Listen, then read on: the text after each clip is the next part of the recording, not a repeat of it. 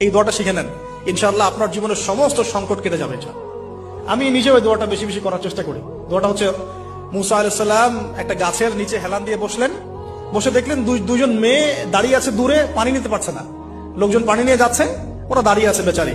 মুসা আলাইহিস সালাম গিয়ে বললেন, কি সমস্যা আপনাদের? এটা নিয়ে আপনারা আবার মেয়েদের সাথে কথা বলার চেষ্টা করেন, ঠিক আছে? তো মাহারাম গায়রা মাহারাম মেনে চলে।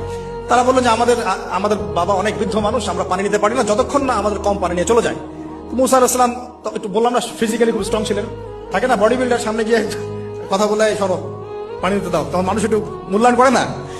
তো মুসা আলাইহিস সালাম এভাবে পানি নিয়ে দিলেন এবং বাছুরদেরকে পানি পান করালেন, করিয়ে গাছের নিচে এসে বসে আছেন।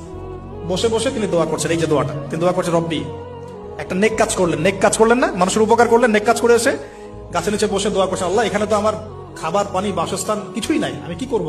রব্বি ইন্নী লিমা আনজালতা ইলাইয়া মিন খায়রিন ফাকির, রব্বি ইন্নী লিমা আনজালতা ইলাইয়া মিন খায়রিন ফাকির। আবার বলেন, রব্বি ইন্নী লিমা আনজালতা ইলাইয়া মিন খায়রিন ফাকির। অর্থ হচ্ছে, হে আল্লাহ, তুমি তোমার পক্ষ থেকে আমার উপরে যে নিয়ামতগুলো দিবে, আমি এর জন্য ফকির হয়ে বসে আছি। আল্লাহ অর্থ বুঝে পড়বেন ভাই, নামাজ রোজা হজ যাকাত যাই করেন আল্লাহর ওয়াস্তে অর্থ বুঝে পড়বেন।